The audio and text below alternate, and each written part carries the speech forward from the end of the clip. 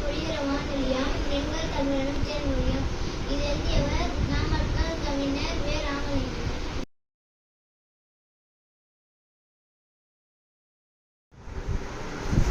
அப்படியே வாங்கிட்டு ஒவ்வொருத்தரும் பேக் எடுத்துட்டு வெளியே வந்துருங்க.